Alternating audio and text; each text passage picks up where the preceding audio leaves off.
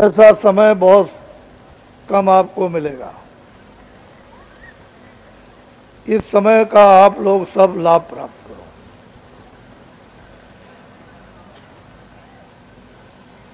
ये अनमोल मनुष्य शरीर, इसमें विशेष करके बुद्धि दी है। उस बुद्धि से पीछे का आपका और आगे का सोचो। कभी शंका मत करो। शंका से अपनी जीवात्मा का विनाश होता है। जिन जिन लोगों ने शंका की उनका विनाश हो गया। अर्जुन ने कृष्ण पर शंका की तो अर्जुन को नरक में जाना पड़ा। आपने तो कृष्ण भगवान को देखा नहीं, तो आपका क्या होगा?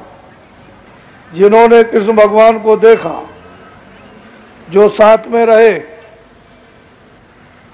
वो शंका करते रहे, अंतिम गत्वा नरक जाना पड़ा। तो आप लोग विचार करो, जब भगवान कृष्ण नहीं थे, राम नहीं थे, बौद्ध नहीं थे, महावीर नहीं थे, तो भगवान तो पहले भी था। जब ये सब लोग आए अपने अपने समय में, तभी भगवान था। जब ये सब के सब अपना अपना काम करके चले गए, अभी भगवान है। तो शंका क्यों करते हो? शंका से अपना पतन होता है। इसी शंकाओं ने तो मानव के चरित्र को खत्म कर दिया। पता नहीं प्यार कहां चला गया, सत्य किधर गया, न्याय किधर गया, दया कहां चली गई। शंका करने से मानो पशु हो गया। ऐसा शंका मत करो। जो भी महात्मा जब कभी भी आए हैं, उन्होंने कोई ऐसा काम नहीं किया जिससे आपकी कोई हानि हो। वो वही काम करते हैं जो सारी मानव आत्माओं का लाभ हो। तो आप लोग शंका करते हो। आपने अभी अपने देश की धार्मिक, द्वापर की, त्रेता की, सतयुग की किताबें नहीं पढ़ी है। माता के 101 बच्चे, तो आप ये समझना चाहिए कि जिसको 101 बच्चे, उसकी उम्र तो लंबी होगी। कोई मतलब है कि 100 बरस की, या मतलब है 200 बरस की लंबी उम्र होगी, तब तो 101। ये जानना तो चाहिए। तो वो बच्चे 101 एक ही काम करेंगे। कोई झाड़ू लगाएगा, कोई खेती का काम करेगा, कोई बढ़ई का काम करेगा, कोई धोबी का काम करेगा, तो कोई नाई का काम करेगा, कोई मास्टर बन जाएगा। वो तो सेवा है। माँ के एक ही बच्चे, अलग अलग सेवा हो रही है। सब में परस्पर प्रेम, प्यार, मोहब्बत। फिर जब कुछ समय के बाद जब आप कामों में उलझ गए, तो काम की जातियां बना ली। 2 ही जाति थी, एक सवर्ण थे, एक अवर्ण थे। अवर्ण कहते हैं सब अज्ञानी। जो अज्ञानी है वो अवर्ण है, जो ज्ञानी है वो सवर्ण है। उन अवर्ण को सवर्ण ज्ञान देते थे, परिवार का ज्ञान, समाज का ज्ञान, राजनीति ज्ञान, धर्मनीति ज्ञान। जब वो ज्ञान प्राप्त कर लेते थे तो वो सब सवर्ण हो जाते थे। फिर उनके बच्चे जो पैदा हुए सब अवर्ण। फिर उन्होंने उनको ज्ञान दिया, और जब ज्ञान उनको प्राप्त हो गया तो वो सब सवर्ण। फिर वो पैदा हुए तो सवर्ण और अवर्ण क्यों झगड़ा करते हैं? जाति आती कुछ नहीं, सवर्ण और अवर्ण, ज्ञान और अज्ञान। और ज्ञानी अगर अज्ञानी हो जाए तो अज्ञानी तो अज्ञानी है ही, तो दोनों में तूफान मच जाएगा। क्या मिनट लगेंगे? जब महाभारत हुआ उसके बाद यदुवंशी जब गए तो कितना समय लगा? 56 करोड़ यदुवंशी तुरंत, क्या देर लगी उसको? इतिहास को तो तुम पढ़ो कम से कम, तो ज्ञान अज्ञान इसी को जानने की जरूरत थी कि क्या ज्ञान है क्या ज्ञान। ज्ञानी अज्ञान को दूर करते थे तो हम लोग सब परस्पर परिवार में, समाज में मोहब्बत प्यार से, मान सम्मान से, एक दूसरे की इज्जत, सेवा, दया, मेहनत, सब लोग एक दूसरे के काम आते। कोई तकलीफ नहीं थी।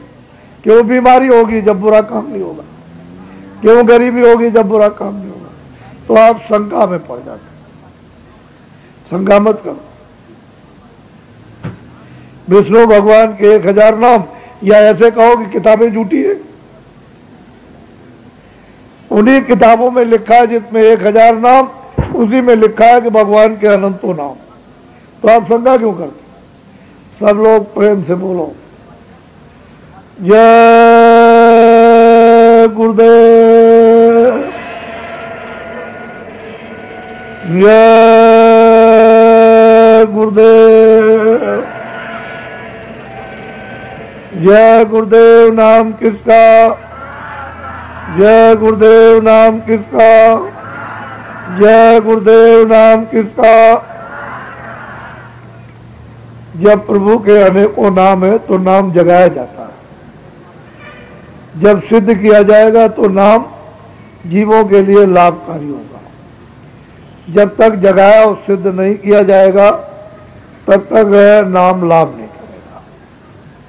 अपनी अपनी जगह पर नाम तो सही है और अपने अपने वक्त के ठीक, लेकिन अब नाम जगाया, नाम सतयुग में, नाम त्रेता में, नाम द्वापर में, नाम कलयुग। जिन जिन लोगों ने जगाया वो मानव आत्माओं का उन्होंने लाभ दिया, नहीं जगाया तो कोई नाम लाभ नहीं होगा।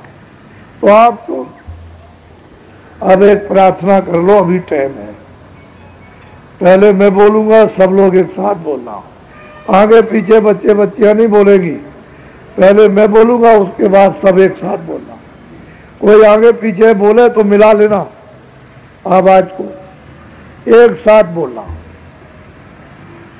सतगुरु सतनाम तुमको लाखों प्रणाम।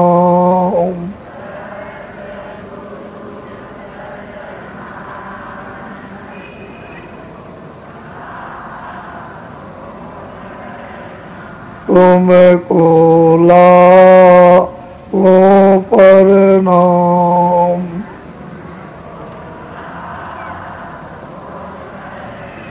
कोटिन सूरज चांद सितारे,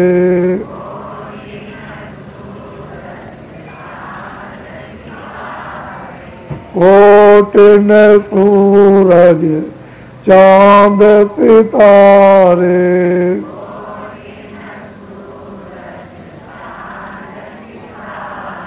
रोम रोम में करें उजारे,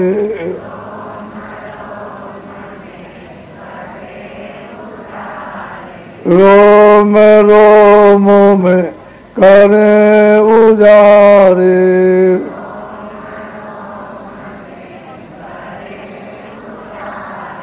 सतपुरुष करता तुमको लाखों प्रणाम।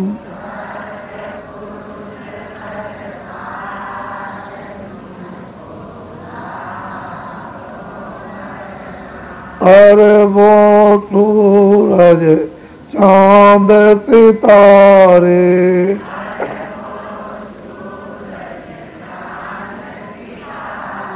अरबों सूरज चांद सितारे,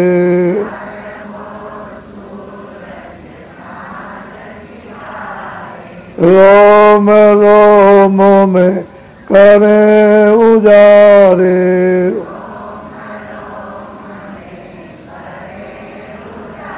रोम रोम में करे उजारे,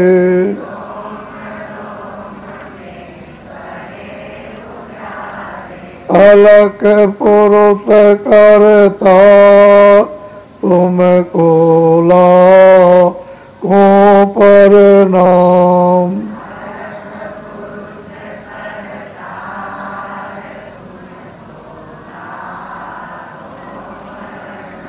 खरबों सूरज चांद सितारे,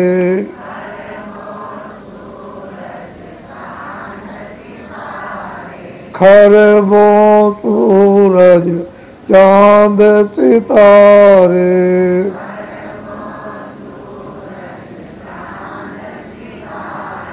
रोम रोम में करे उजारे,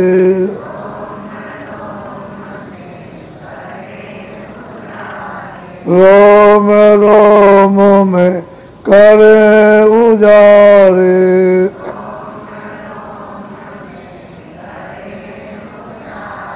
अगम पुरुष करता तुमको लाखों प्रणाम।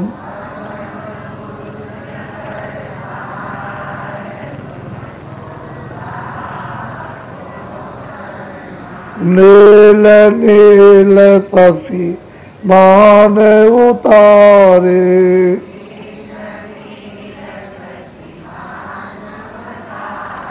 नील नील शशि मान उतारे,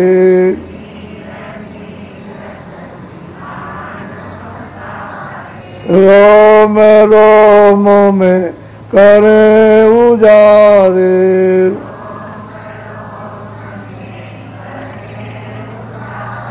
रोम रोम में करे उजारे,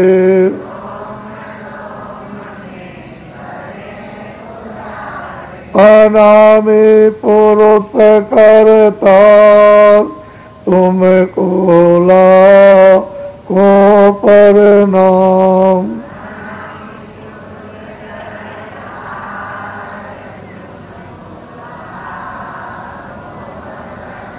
अनामी पुरुष करता तुमको लाखों प्रणाम।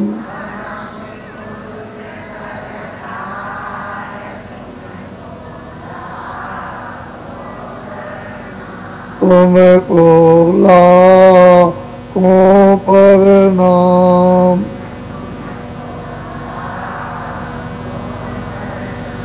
तुमको लाखों प्रणाम।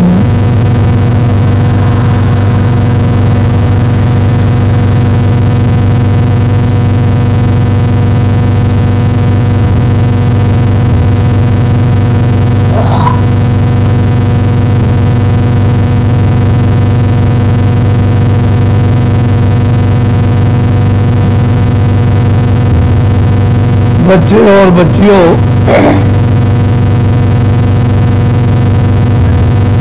बहुत ही ध्यान से अपनी बुद्धि पर जोर देकर के सुनेंगे। ये जिस देश में आप रह रहे हो, ये आपका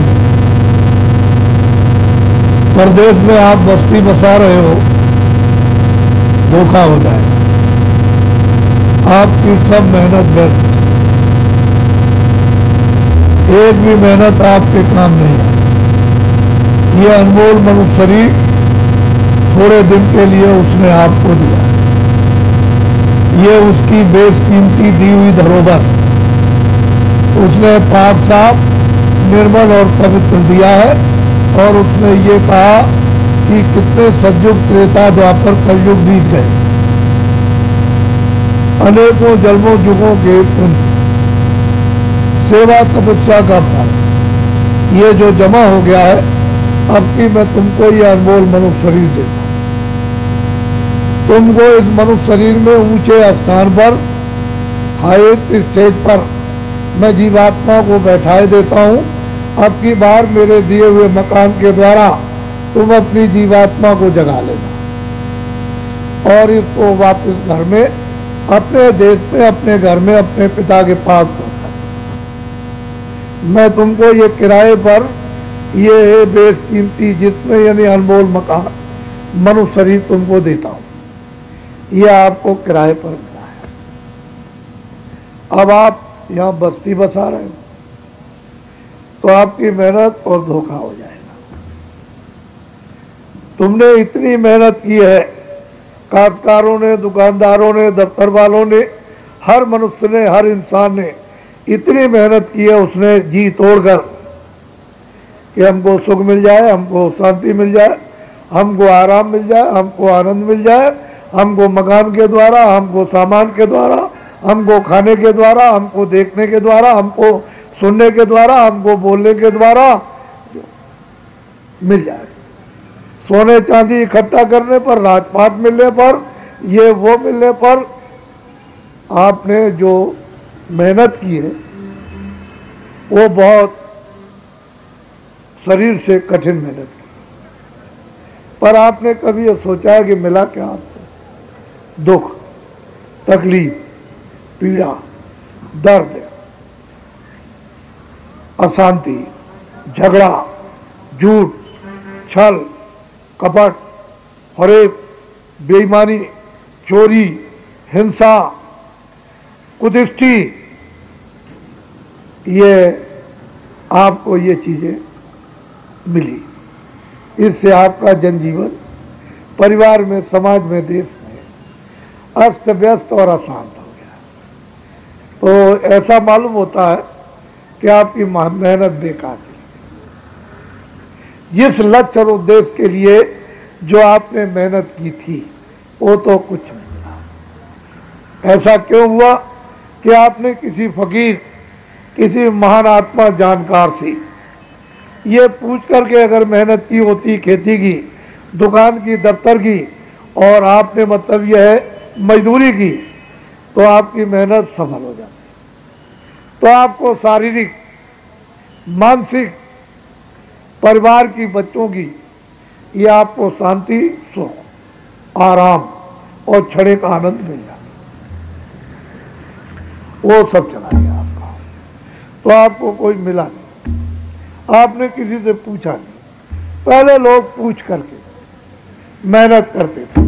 तो मैं ये बताना चाहता हूं आपको कि ये जो कुछ दिखाई दे रहा, दोनों आंखों से देख रहे हो, कान से सुन रहे हो, बुद्धि से विचार कर रहे हो, मन इनमें अपना संकल्प विकल्प कर रहा, चित्त निश्चय अनिश्चय, ये क्या है?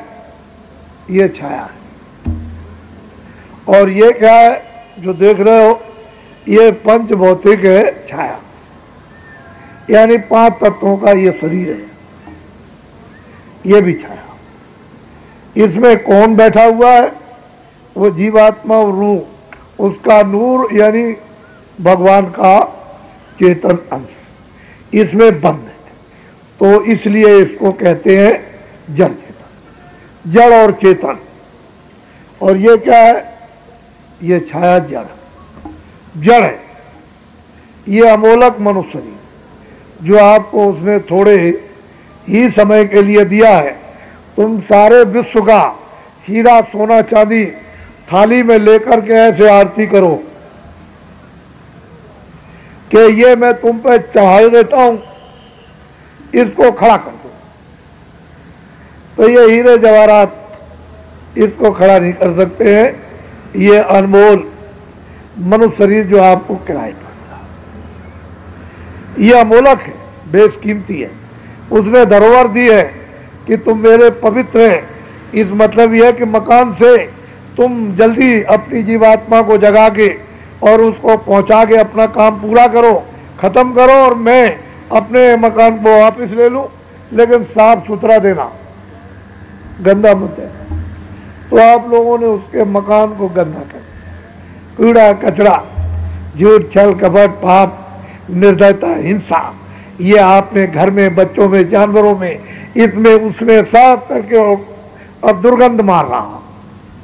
तो बताओ आप किससे आप भगवान की याद करोगे?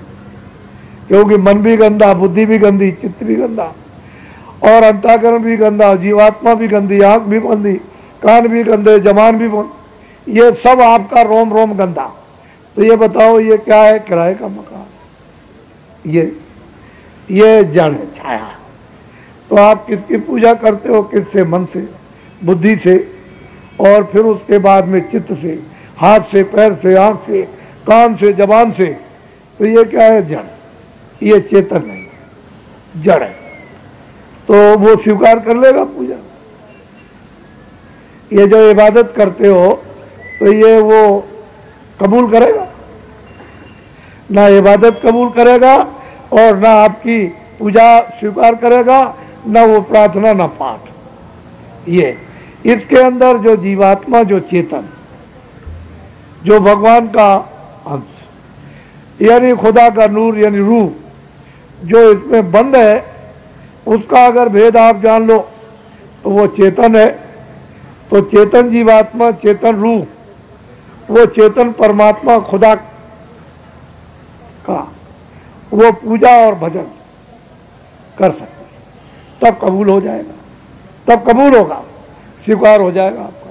तो आपने जीवात्मा से तो पूजा और भजन किया नहीं, आपने रूह से तो इबादत की नहीं, आपने छाया से की, तो ये तो उधर जाएगी नहीं।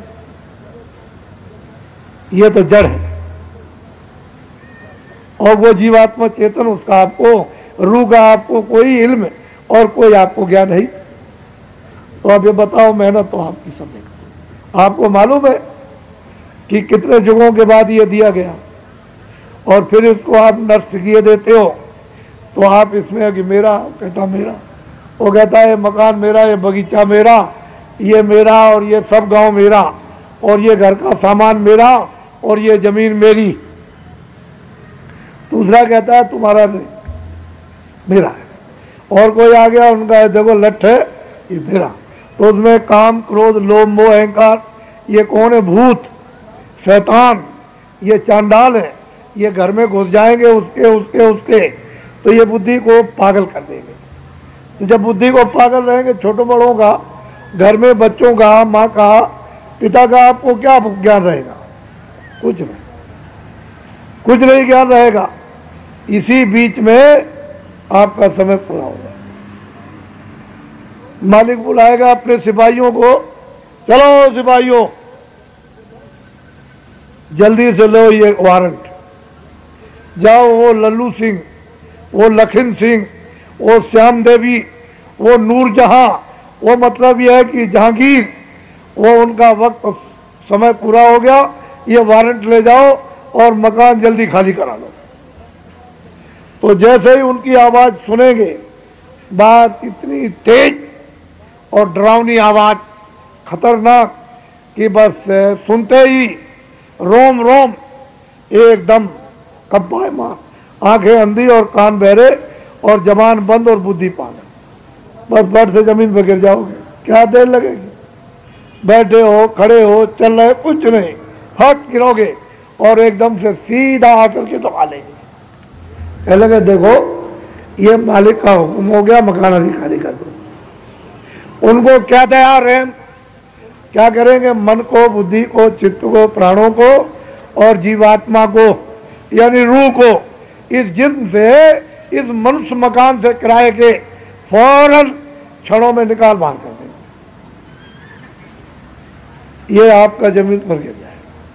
अब आप इसी को समझ लो, ये गिर गया, अब ये जड़ है। आंख न देख सकती है, न कान सुन सकते हैं, न वाणी बोल सकती है, न है हाथ पैर हिल सकते, ये जड़ है। और ये क्या है? ये भी जड़ है। जिसने जिसकी मेहनत की है इकट्ठा करने की, वो भी जड़ है, ये भी जड़ है। अब ये ना उसके काम ना ये।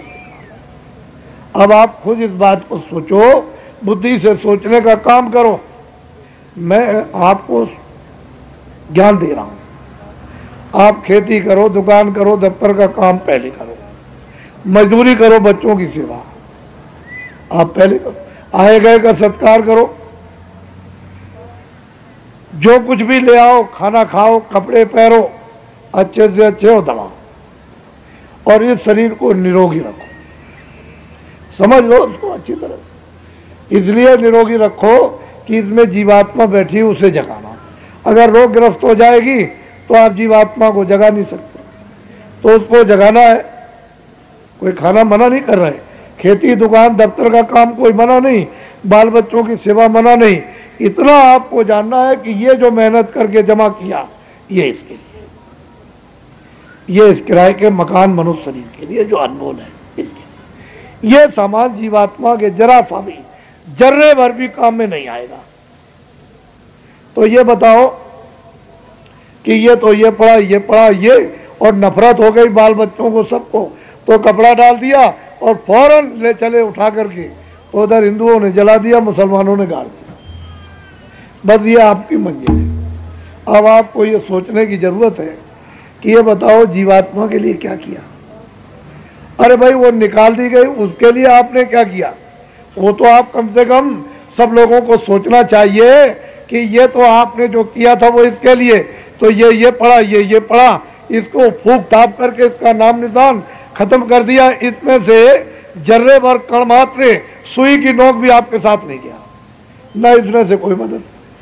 तो आपको दो अधिकार दिए, एक अच्छे काम करने का, एक बुरे काम का। बुरा से बुरा काम करो, अच्छा से, उसकी तरफ से कोई रोक टोक नहीं। जो भी तुम अच्छे बुरे काम करोगे सब उसके यहाँ लिखे जा रहे, और जब ये समय आएगा तो फौरन यानी सेकंड भी नहीं निकाल कर और उधर ले जा करके आपको खड़ा कर देगा।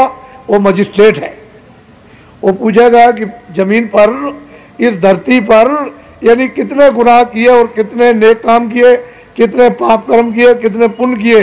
तो आपकी फाइल पूरी नक्शा, तो आपने 50 वर्ष में, 60 वर्ष में, 70 वर्ष में जो कुछ भी आपने किया है, नाक काटे, कान काटे, आदमी के, जानवर के, पशु के, चोरी की है, झूठ बोला, धोखा दिया, बेईमानी की है, डकैती डाली, पूजा की है, इबादत किया है, भूखे को दिया है, किसी बीमार को दवा दी, वो सब वहाँ लिखा, अच्छा बुरा। लेकिन एक बात यह है कि कपड़ा को धो डालो या धो भी धो दे और तारकोल में बोर दो तो उसका तो अस्तित्व खत्म हो जाए। तो जब आप पुण्य करोगे और ऊपर से पाप उस पर लाद दोगे तो पुण्य का अस्तित्व और उसका असर खत्म हो गया। तो आपका तो पुण्य कुछ रह नहीं गया, सब खत्म हो गया, वही पुण्य पाप में परिणत हो गया। तो उधर में वो हिसाब कर देगा 1 मिनट, 2 मिनट नहीं लगते। चलो सिपाहियों, इसने जमीन पर रह करके इसको बताया गया था ये अच्छा ये बुरा, इसको आज़ादी अधिकार दिया था, तो इसने महात्मा की, रामायण की, गीता की, कुरान की, पुराण की, बाइबिल की, वेदों की एक बात को नहीं माना इसने। चलो इसको ले जाओ उस नाम वाले नरक में। तो नरक अनेक है, 1-2 नरक तो है नहीं। पहले तो ये 4 खाने, 84 लच्छियोनियां, अनेक नरक। जाओ इसको 75 लाख बरस तक तो इसको काटो और 1 करोड़ बरस तक इसको जलाओ। तो आपके तो कितने सतयुग और त्रेता और द्वापर कलयुग बीत जाएंगे। ये मनुष्य तो बच्चा मिलने वाला है थप।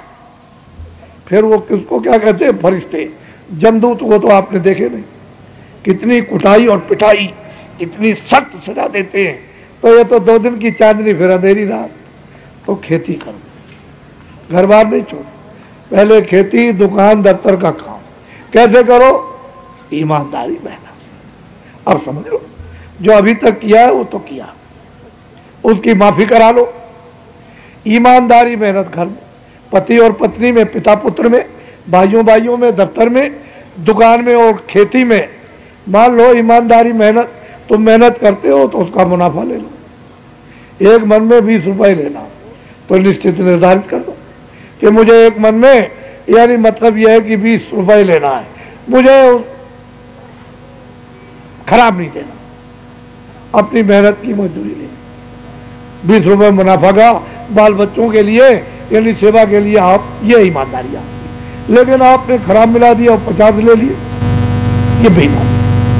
तो कहते हैं खेती करो, दुकान करो, दफ्तर का काम आओ, ईमानदारी मेहनत से शाम को बचो। कौन मना करता है?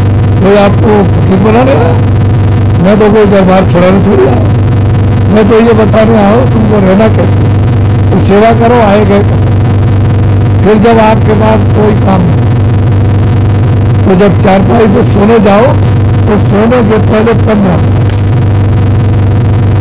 समय दे दो इस मनुस्मृति मंदिर में अपनी चेतन जीवात्मा से 15 मिनट उस चेतन भगवान का। मुसलमान में अपनी मतलब नूरानी उस रूह से, उस मतलब यह है कि सच्चे खुदा की। मुझे क्या बात, सीधा काम करो, टेढ़ा क्यों करते हो? कलयुग में तो आसान सहज है, सुलभ है, लेकिन तुम सज्जुग और त्रेता द्वापर का साधन करो, कलयुग में मिलेगा क्या? कलयुग का साधन तो जल्दी से मनुष्य मंदिर में जीवात्मा जाग जाए और अपना रास्ता पकड़। ये तो एक रास्ते से आई और एक रास्ते से तुमने आपको मन मचा, इसको काटो, उसको मारो, उसको लूटो, उसको जलाओ, दुकान जला दो, काट काट।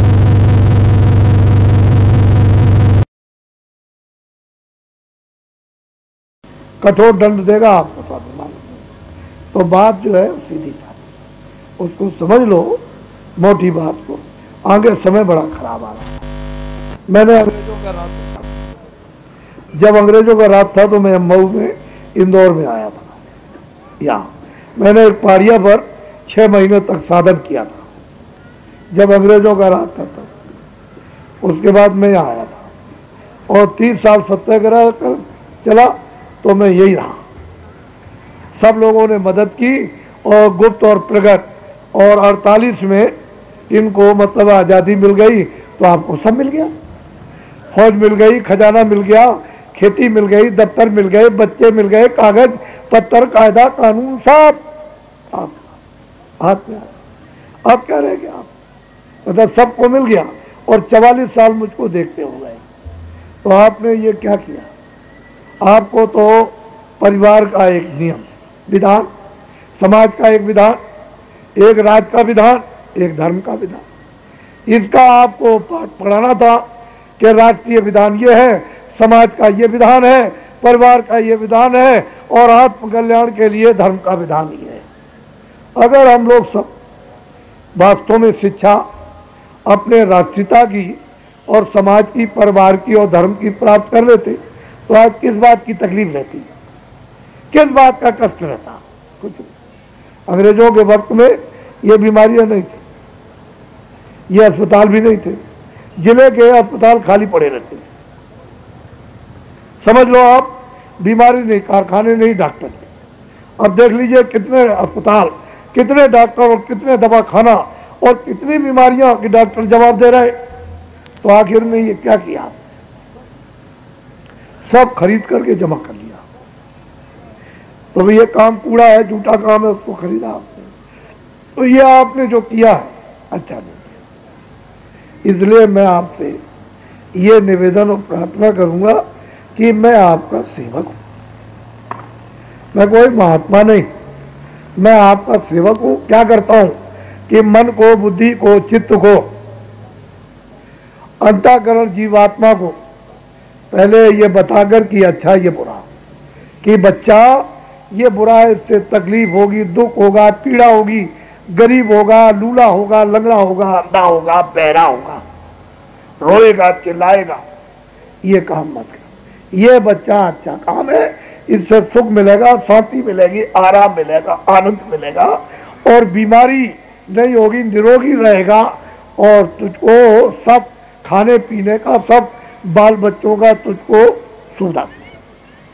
इस काम को मत करना, इसको करना।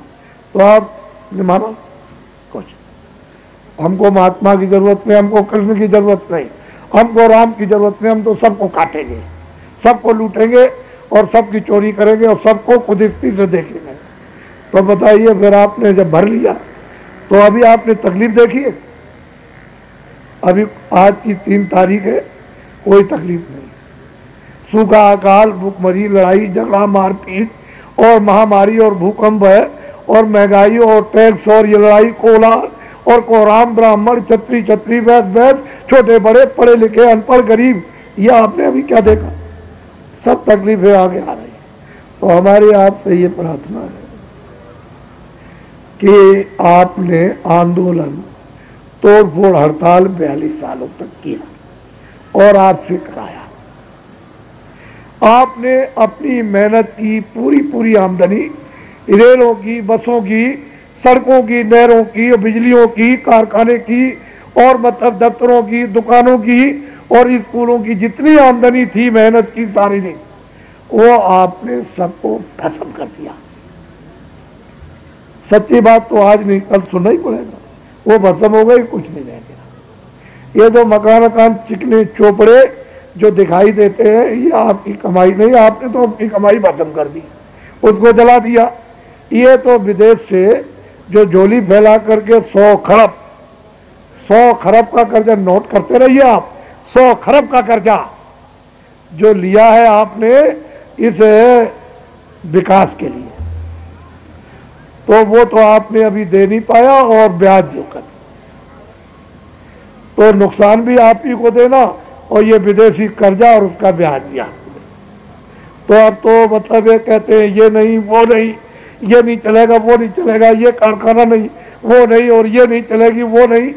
तो आप जो रोज चिल्लाते हो हम भी सुनते रहते हैं जो आप कह रहे हो, तो दौड़े आप बाहर कि भाई अब तो प्रजा को चलाने का कुछ है नहीं, कुछ नहीं है, तो बाहर भगे अमेरिका में, जापान में, इधर में उधर में, ऑस्ट्रेलिया में, जर्मनी में कि भाई आप पूंजीपति हो, बड़े सेठ साहूकार खरबोंपति के हो।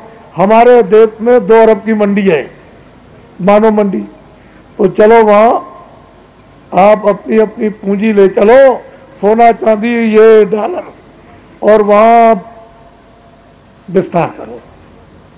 तो मैं ये प्रार्थना करता हूं और कुछ नहीं कि विदेशी पूंजी का योग नहीं है, अभी विदेशी पूंजी का भारत में विस्तार का योग नहीं है।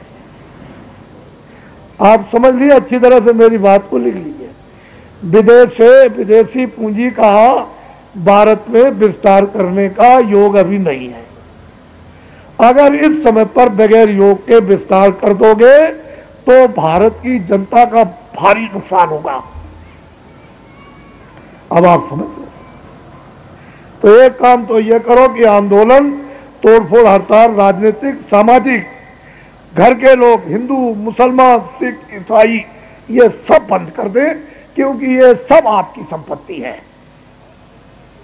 दुकान आपकी है, ये कारखाना आपका, रेल आपकी है, बस आपकी है, ये आपका है, इसको आप बंद कर दीजिए। आप समझ लो इसको, मैं जो कुछ कह रहा हूं, नहीं तो तकलीफ भारी आने वाली। फिर पीछे मत कहना कि बाबा जी ने कुछ कहा, बहुत तकलीफ। देखो जब रावण सीता को ले गया तो ये तो बन गया कारण, जिस तारीख तक सीता की खोज नहीं होती तब तक तो ये कारण बना रहेगा। कारण जिस दिन पता चल गया कि सीता लंका में पेड़ के नीचे बैठी है, बस उसी समय से कार्य शुरू हो जाएगा। तो आपको तो अभी पता नहीं है कि सारे विश्व में और भारत में अर्थ की ये कमी हो जाएगी। सारा विश्व, America, Japan, Canada, Germany, Australia, जितने भी मुल्क हैं सब चिल्लाएंगे हमारे पास पैसा, हमारी व्यवस्था बिगड़ गई। तो आप ये समझो जब इसकी कमी होगी तो कोई बात है, नेचर है, कुदरत है, प्रकृति है, कोई बात तो है, कोई चमत्कार तो होने वाला, करिश्मा कुछ ना कुछ तो होगा ही, ऐसा तो नहीं है कि ऐसे हो जाए। तो आप लोग इस पर विचार करो, ये होगा। इसलिए आप सब लोग प्रार्थना करो प्रांतीय सरकारों से और सेंट्रल सरकार से सुझाव दो कि जरा ऐसी ठहर जाइए, जरा रुक जाइए, विदेशी पूंजीपतियों को अभी रोकिए, जरा ठहर जाइए, उसका अभी योग नहीं है, जब योग हो जाएगा तब बुला लीजिएगा। लेकिन इस बीच में आप क्या करो, जो छोटे दुकानदार बड़े, जो छोटे सेठ बड़े सेठ, जो छोटे व्यापारी बड़े व्यापारी, उनसे ये पूछो कि हम सुविधा देंगे, हम पूरी सुविधा देते हैं, तुमसे नहीं पूछा जाएगा कि तुम धन कहां से ले आए। बैंकों से तुमको लोन नहीं मिलेगा, तुम जमीन से खोद कर कहीं से और आसमान से गिरा के ले आओ। हम सब सुविधा कर देंगे, कोई नहीं पूछेंगे कि तुम्हारे पास सोना चांदी रुपया पैसा डॉलर कहाँ से आया। तुम ये बताओ कि छोटे बड़े कारखाने लगा सकते हो? तो ये कहें कि आप कानून बना दीजिए, सुविधा दे दीजिए, तो हम छोटे बड़े कारखाने लगाएंगे। तो इनसे इतना ही पूछो और नहीं, आपको और कुछ पूछने की जरूरत नहीं है। इनसे पूछो कि छोटे बड़े कारखाने आप लोग लगा दोगे तो जितने हमारे भारत में छात्र स्कूलों में पढ़ते हैं इनको काम और नौकरी दे दोगे? बस अगर ये कहते हैं कि हम सब छात्रों को एक तरफ से काम और नौकरी दे देंगे, कोई छात्र घूमता हुआ नजर नहीं आएगा, तो तुरंत कानून बना दीजिए जिससे कि भारत की जनशक्ति का उपयोग हो जाए। ये छोटी बात नहीं बता रहा हूं आपको, समझ लीजिए आप इस जनशक्ति का। विदेशी अगर यहाँ आ गए और पूंजी का विस्तार उन्होंने यहाँ किया तो इनको छात्रों को कुछ मिलने वाला नहीं है। ये छात्रों, जो एक जिले में 100 कारखानों में 80 बंद है, वही काम छोड़कर घर पर बैठे हुए छात्रों, तुमको मिलने वाला क्या है? ये तौर तरीका काम और नौकरी का नहीं। तुम नहीं जानते हो, जब वो सेटल हो जाएंगे, जब स्थापित हो जाएंगे विदेशी अपनी पूंजी का भारत में विस्तार करके, भारत का आदमी बहुत लालची, लोभी, ये बड़ी बड़ी पोस्ट के वो पूंजीपति विदेशी वहां इनको एक सेकंड में इनको खरीद लेंगे, कायदा कानून उनका होगा और आप सब गुलाम हो जाओगे। फिर गुलाम, ये जो बाबा जी बोल के जाएंगे इस पर, ये एक भी बात गलत होने वाली नहीं है, ये सब आपके सामने आएगी। इसलिए आप लोग गंभीरता से, हमारे स्वार्थ की बात हो एक मत मानिए, आपके हित की, आपकी भलाई की, बच्चों की, बच्चियों की, दुकान की, दफ्तरों की, आपके देश की, आपके मतलब यह है कि समाज की, आपके परिवार की, आपकी जीवात्मा की, आपके लोक और परलोक की, तो उसको सब लोग पियो। मेरे स्वार्थ की बात एक, इसलिए मैं तो प्रार्थना कर सकता हूं। मैं तो जो देख रहा हूं, अनुभव कर रहा हूं, वो तो मुझे आपको बताना ही है। अगर वो नहीं बताया जाएगा तो इसलिए ये अनमोल मनुष्य शरीर है। जितने हिंदू, मुसलमान, सिख, ईसाई जो भी यहाँ रहते हैं, सबका ये कब तक वतन है, कब तक घर है? जब तक इसमें जीवात्मा, जब तक इसमें रूह है, तब तक इसको अपना मान करके यहाँ रहो। खाना, कपड़ा, दवा, इसको सब लोग निरोगी रखो। और सब हिंदू, मुसलमान, सिख, ईसाई अपने अपने तौर तरीके से, जब तक फकीर महात्मा नहीं मिलते हैं तब तक तुम मंदिर में, देवस्थान में या मस्जिद में या गुरुद्वारे में या चर्च में जो तुम करते हो उसको भजन, पूजन, इबादत, प्रार्थना, पाठ। जब फकीर मिल जाए और महात्मा मिल जाए तो इस जिस्मानी मस्जिद में इसमें अपनी रूह से सच्चे खुदा की इबादत। अगर खुदा ना मिल जाए तो हमसे कहो, उसका दीदार हो जाए। और इस मनुष्य मंदिर में अपनी जीवात्मा से सच्चे भगवान का भजन, अगर तीसरा नेत्र ज्ञान चक्षु दिव्य दृष्टि शिव नेत्र खुल जाए तो हमसे कहो आप। यहीं से बैठकर स्वर्ग में जाओ, वैकुंठ में, बड़े बड़े लोकों में यहीं से।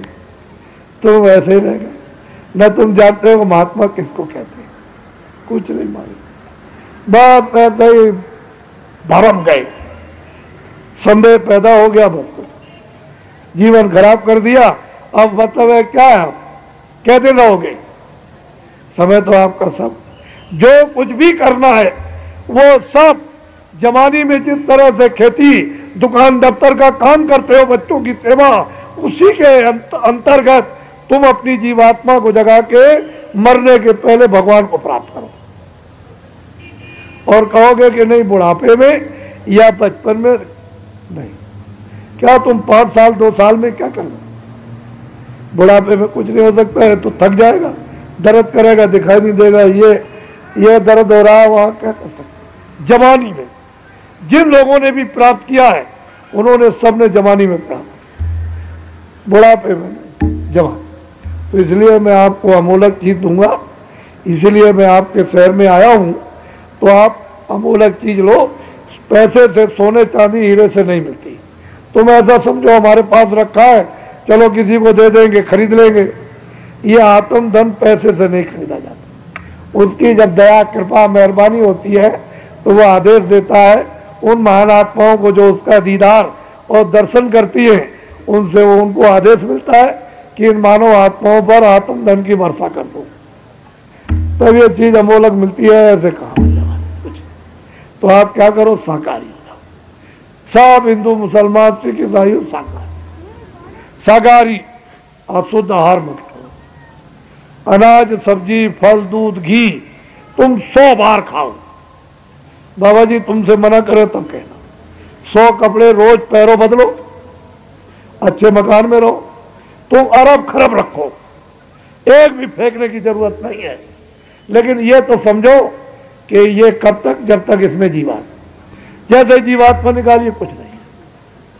अरे राजा चक्रवर्ती राजा छोड़ के चले गए, तुमने ये नहीं समझा अभी तक।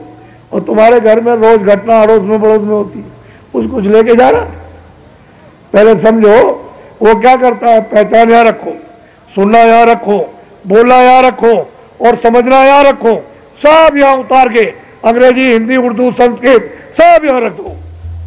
चलो नंगे, बस मारो धक्का जोर से नगर। और उधर से आए, कोई पहचान लेके आए थे, कोई हिंदी, उर्दू, अंग्रेजी लेकर आए थे, कोई सुनना और कोई बोलना समझना कुछ। तुमने ये भी ज्ञान नहीं कर पाया इतने दिन में, और बस इसमें मतलब ये अज्ञान में डूब करके तूफान मचा डाला, मिला कुछ नहीं। तो इसलिए अमोलक चीज लो, शाकाहारी हो जाओ। और बीड़ी, तंबाकू, हुक्का पी लो। मैंने तो कभी पिया नहीं, मुझे तो मालूम नहीं। लेकिन जो बच्चे 16 साल 20 साल के बीड़ी, तंबाकू, हुक्का नहीं पीते, बच्चों कभी मत पीना। ये बहुत खराब चीज है। जो पीते हो पी लो, आप पी। ऐसा कोई भी हिंदू, मुसलमान, सिख, ईसाई ऐसा नशा कोई मत करो जिससे आपकी बुद्धि पागल हो जाए। चले जा रहे हो, खंबा खड़ा, सीधा मस्तक लगा तो ये फट गया, मर गए। गड्ढा में चले गए, पैर नीचे गिरे, टांग टूट गई। फिर तुमने माँ को, बाप को और अड़ोस में पड़ोस में सबको गाली गलौज किया।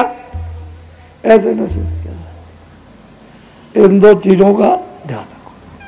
बाकी तो आपको मैंने कुछ कहा नहीं। साधु कभी बनना नहीं, घर बार कभी छोड़ना नहीं, खेती दुकान कभी छोड़ना नहीं, दफ्तर कभी छोड़ना नहीं, इसी में रहो।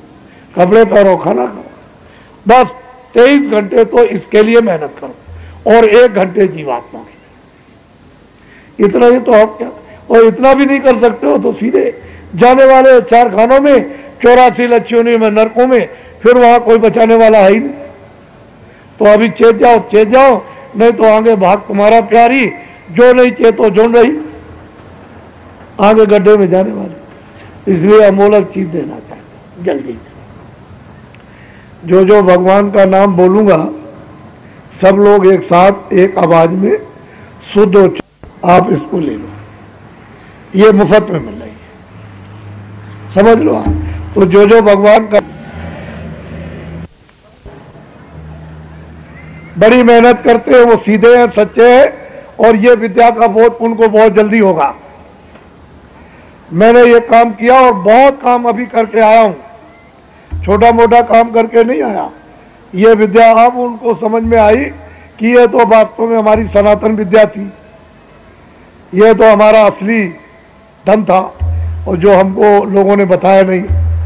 तो ये है कि इनको बोरे वाले को पकड़ किया है, इसमें कोई छुआछूत नहीं। जब भजन करना है, नहीं कहोगे हमको मौका नहीं मिलता है, तो टट्टी से जाओगे, तो दोनों काम कर लेना, फिर चले आना, चलो हो जाएगा। चलो इसमें भी तुम्हारा भला हो जाए, किसी तरह से तो भला होना चाहिए। लेकिन अब कुछ नहीं करना चाहो, तब तो फिर यह है कि फिर तो फिर क्या कोई करेगा। ये मानव शरीर जानवरों की तरह से इसको खाते हो, सो जाते हो। तुमने जीवात्मा के बारे में कुछ सोच ही नहीं पाया। तो ऐसे तो जानवर भी अपने बच्चों को प्यार करते हैं और पैदा कर देते हैं।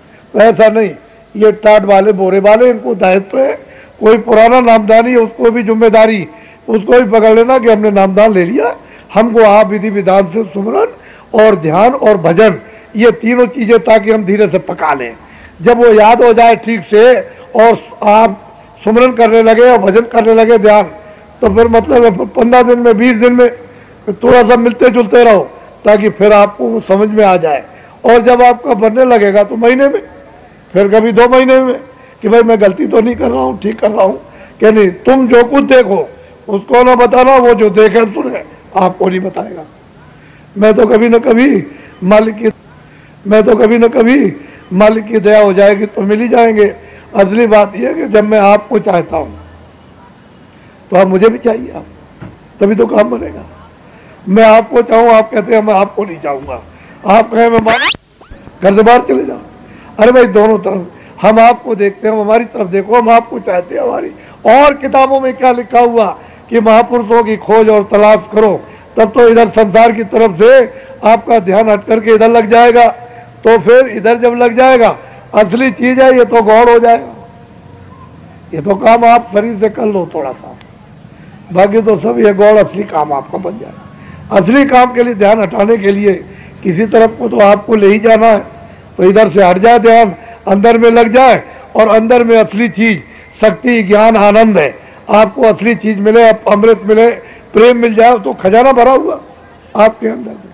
तो तीनों चीजें अलग अलग हैं, सुमन अलग है, ध्यान अलग है, भजन अलग है। 5 नाम अलग है, 5 रूप अलग है, 5 स्थान अलग, हर एक के बाजे अलग अलग। ये एक दूसरा नहीं, अलग अलग नाम है। ये मत कहना कि मतलब है वो अलग है, शक्ति अलग है, और लक्ष्मी और पार्वती और सावित्री अलग है, और 33 करोड़ देवता अलग, 9 करोड़ दुर्गा, 10 करोड़ शंभू अलग है। ऐसा नहीं कि एक ही में जोड़ दिया जाए, गलती का काम नहीं, उधर सब दिखाई देता।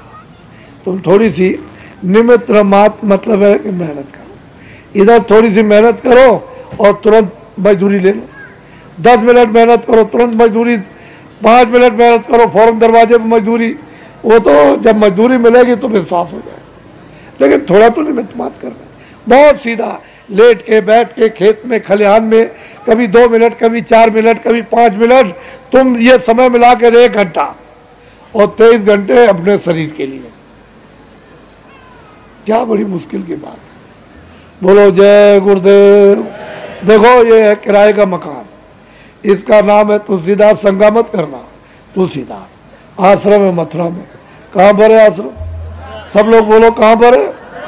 मैं सारे हिंदुस्तान में जय गुरुदेव नाम का प्रचार करने वाला असली आदमी हूं। मेरा नाम नहीं है, जय गुरुदेव मेरा नाम नहीं है, और ना आपका है, उसका नाम है सर्वशक्तिमान का। मैंने तीनों परिचय बता दिए, आपको क्या जरूरत है और परिचय करने की? यही इतना परिचय बहुत है। असली काम करो, जल्दी से काम हो जाए। तो आप लोग अच्छी तरह से एक बात और सुन लो, दिल्ली से एक आदेश हो रहा है कि परिचय पत्र बनवा लो। अरे अपनी फोटो, स्त्री की अलग, पुरुष की अलग। क्यों परिचय पत्र की? आपको मतदान देना, बाजार से कोई सामान राशन पे ले आना, और कचहरी में कोई मुकदमा, तो उसमें एफिडेविट की जरूरत नहीं, परिचय पत्र बनवा। चोरी है, डकैती है, कत्ल है, ये देश और विदेश के लिए परिचय पत्र बड़ा लाभदायक। आप फोटोग्राफर लाइसेंस शुदा और सरकारी जो प्रमाणित करते हैं वो अधिकारी, वो आपके बनवा लो जल्दी। जब आ जाए तुरंत बनवा लो। पैसा जो 10-12 रुपए लगे अपना दे देना। सरकारी खजाने से आप एक नया पैसा मत लेना, नहीं तो पाप चढ़ बैठेगा, पाप चढ़ बैठेगा, गुनाह चढ़ बैठेगा। और अगर आप 10 रुपए खर्च कराओगे खजाने का, तो 1000 रुपया आपको देना पड़ेगा, उससे बच नहीं सकते हो। इसलिए सरकारों से कह दो कि आपको कोई चिंता करने की जरूरत नहीं है। जब परिचय पत्र का जब ऐलान हो जाए और फोटोग्राफर लाइसेंस शुदा और प्रमाणित करने वाले अधिकारी, तो हम अपना पैसा दे देंगे और परिचय पत्र समझ लो। सरपंच गांव का जब परिचय पत्र बनने लगे तो रजिस्टर पर अपने गांव में चढ़ा ले, उसका नाम, उसका पता, जो भी पिता का हो, पति का हो, या जो भी हो उसका हो पूरा। फिर उससे कहे कि भाई तुम्हारे बच्चे बच्चियां कितने, तो बच्चे बता दे बच्चियां। भारत की जनगणना एक नया पैसा खर्च नहीं होगा, इसी के साथ हो जाएगी। ये मुझसे पूछो, बगैर पैसे के हिंदुस्तान में यानी जनगणना हो जाएगी और कोई आदमी बचने वाला नहीं, कोई पैसा खर्च नहीं होगा। और जब जनगणना भारत की हो जाए फिर आप प्रदेश में और दिल्ली में जब बजट बनाओगे तब ये पूरा का पूरा 5 साल का बना दो, कोई बीच में एक नया टैक्स नहीं लगेगा, कोई टैक्स लगाने की जरूरत ही नहीं।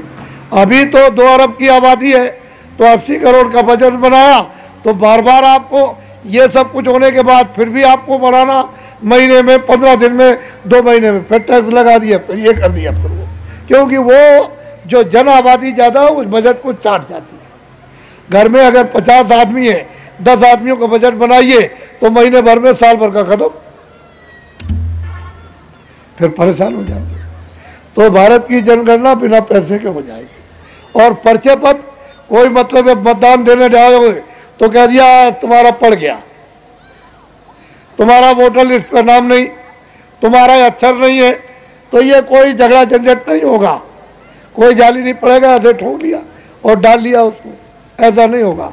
वो तो प्रमाणित करेगा क्योंकि वहां पर पीछे यानी उसका परिचय पत्र है, दस्तखत है, अधिकारी का दस्तखत, जो वहां वोट डलवाएगा वो वहां पर उसका दस्तखत बैलेट पेपर की तरफ पीछे तरफ करवाएगा और अपना दस्तखत कर देगा, नंबर परिचय पत्र का डाल देगा।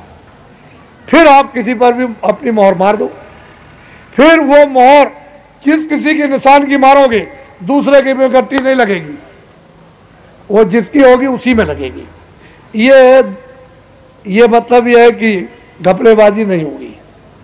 और राशन की दुकान पर कचहरी में जाओगे, एफिडेविट लाओगे, देखिए ये दस्तखत लीजिए और देखिए अधिकारी का दस्तखत, ये हमारा एफिडेविट है, हर जगह काम आ जाएगा।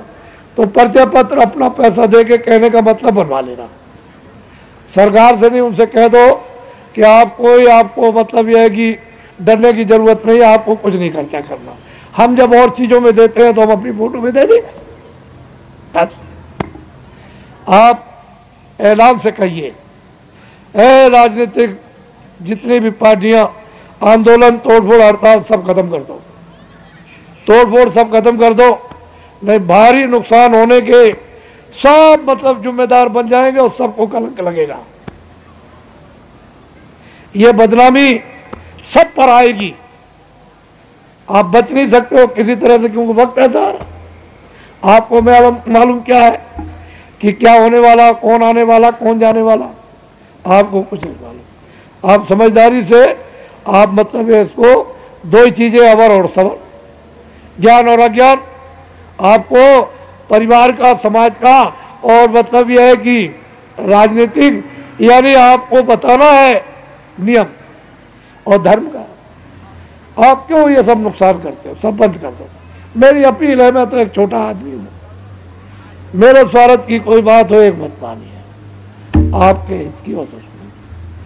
मैंने अभी कुछ नहीं कहा, फिर कभी अवसर मिलेगा तो फिर कहूंगा, अभी तो कुछ नहीं।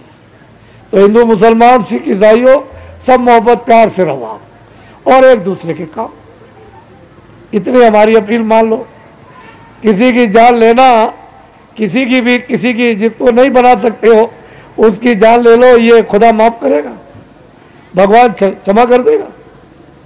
वो कहता है कि जिसको हमने बनाया तुमको दंड देने का कोई हक नहीं, और आप ये काम उल्टा कर रहे हो तो बताओ फिर आपको कितनी सजा दंड मिले तो फिर क्या। हमारा काम तो परिचय कराने का है, बता देना बेटा बच्चा इससे नुकसान होगा, ये लाभ होगा, अच्छे काम का अच्छा लाभ, बुरे काम का बुरा। अच्छा बोलो जय गुरुदेव। ठहर जाओ, आप लोग लेन में बैठ जाना। मेरे हाथ में क्या है ये तो आपको मालूम नहीं, ऐसे लेन में बैठ जाना, मैं मिल लूंगा सीधे। अभी उठता हूं, तत्काल बैठो और मैं आपसे मिल लूं। आप कहोगे कि मतलब यह है कि बाबा जी आए और चले गए, कुछ नहीं, तो आप बैठ जाओ लेन से, तो मैं आपसे मिल लूं। बोलो जय गुरुदेव। ठहरो, ये पर्चे लिख लेना, लिखा हुआ ले लेना, पर्चा लिख लेना, लिखा हुआ ले लो, जैसा आप सुविधा समझो। जल्दबाजी मत करो, मिनट 2 मिनट में क्या बिगड़ता। उधर मैं काम करूंगा, इधर फिर ये भी पर्चा भी लिखा लो, लिख लो, ले लो, और ये भी काम आप करो, तो सब काम हो जाए एक साथ साथ। बोलो जय गुरुदेव।